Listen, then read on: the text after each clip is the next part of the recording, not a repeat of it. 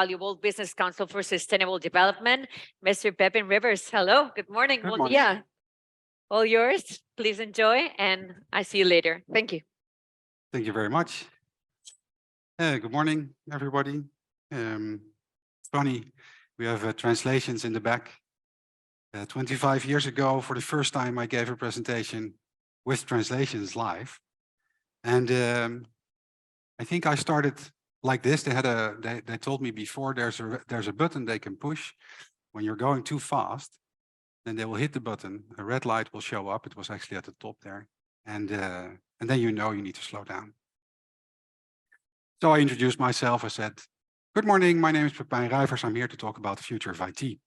And boom, boom, boom, boom, all the red lights went on. So this is a good reminder for me, I think, to slow down. All right, I will continue with my prepared remarks. Madam President, Madam Executive Director, fellow speakers, ladies and gentlemen, good morning. In the World Business Council, I head up the department that enables a high-quality integration of sustainability-related topics into key business decision functions, such as risk management, strategy, treasury, investor relations, and others, so that more sustainable choices can be made when management teams want to. While at the same time, we work with capital market players, standard setters, and regulators to enable the recognition and valuation of sustainable business behavior, so that sustainable business performance is rewarded with a lower cost of capital. But before joining the World Business Council 7 months ago, I have been in Booking.com's leadership team for many years. And it's actually great to be back to engage with you, the accommodation providers, the destination management companies, and other actors in the tourism industry. I've always enjoyed our time together. Ask anyone what they would do if they would win the lottery, and the answer typically would be, I would travel more. Exploring the world is an amazing experience. To be able to connect with new people, new cultures, while at the same time enjoying architecture, art, and cuisine. Or to discover sea life in Asia, wildlife in Africa, mountain regions in Europe, or simply enjoying time away with the children in a beachside resort. Traveling offers amazing value for everyone. Yet, as you all know and care about, as you are here today, we find ourselves in a place where this amazing value is under pressure. Extreme weather events caused by the climate crisis, the related and increasing nature loss and extinction of species, the mounting inequality are challenging many, if not all, of the destinations that either in part or fully depend on tourism. The public perception has recently starting to significantly move towards accepting the need to adapt. But the complexity of our world is repeatedly slapping us in the face. The Ukraine war, the resulting food crisis, inflation, the anti-ESG movement, greenwashing allegations are all making it harder, not easier, to collaborate and to align on the solutions we need. Many are calling upon our leadership to collaborate and tackle the poly crisis head on, and we should together. At the same time, it seems that not all stakeholders can agree, that not all stakeholders share the urgency or are willing to carry the investment. And therefore, I want to offer 2 different perspectives.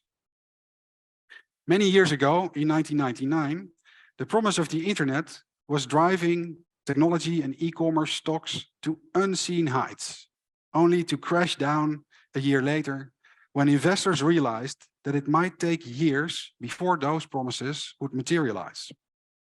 The reason for this? Well, let's do a quick poll. Who here in the room thinks that the internet and digital has had a profound impact on the way that your organization creates value? Show me your hands. Keep your hand up, please. Who here in the room believes that your organization is really good at internet?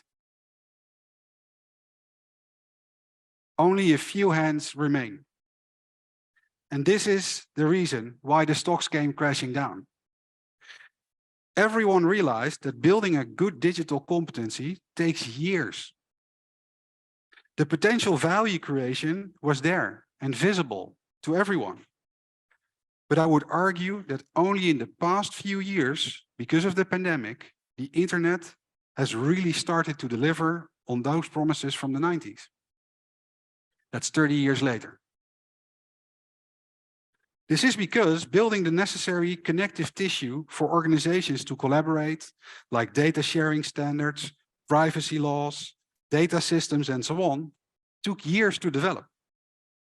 You know, back then, management would say, the internet, yeah, we're doing it. We've hired a very smart guy who does the internet. He sits in a room over there, while the business continued doing what they did without changing. You see similarities with sustainability? How maybe companies are saying they are doing it, but in reality, they are not changing much in how they operate. Do you recognize how sustainability is maybe done by a team somewhere else? How it is not fully integrated into your organization's strategy and execution in every way. At the same time, we know that many transformations to your operating environment are happening today in an accelerated pace. The transition of our energy systems towards renewable, the transition towards nature-positive business models, and the restoration of biodiversity, the transition of plastics use, and the transition towards circularity for large sectors like the built environment, mobility, chemicals, and many others. These transformations are real. They are big, and they are happening today and present either a risk or an opportunity for your business, depending on how you respond to them. Last week, I met a group of CEOs of large multinationals, and we talked about how their sustainable product and service portfolios are benefiting from increased customer preference, how their focus on energy efficiency and energy avoidance are creating significant net cost savings, how their work with their suppliers to mitigate negative value chain effects drove innovations and supplier loyalty, and how their sustainability positioning is starting to become a significant magnet for talent. They mentioned rising investor demand, questions, and support. Now, the key to unlocking these benefits, we all agreed, is to start building the competencies required. The competencies to identify, measure, mitigate, and collaborate on the negative externalities that your business or sector unintentionally creates. By integrating sustainability considerations into your decision-making, let me see where I was. You are preparing your business for transformations towards net zero, nature positive, circular, equitable, and hence for a sustainable competitive advantage. The second perspective I want to offer is of a growing momentum of government, civil society, and business collaborations that is putting actionable solutions in place. Typically, companies go through a constant process of setting a target, making a plan, executing on the plan, measuring the results, reporting back to your stakeholders, and then repeat. Let's call this a corporate accountability system. And when we think of various sustainability-related topics, we are seeing maturing standards, methods, and tools that enable a corporate accountability system, for instance, for carbon performance. Leading companies have started their decarbonization. They have set a science-based target initiative. They have set a science-based target using the Greenhouse Gas Protocol and the Science-Based Target Initiative called SBTi.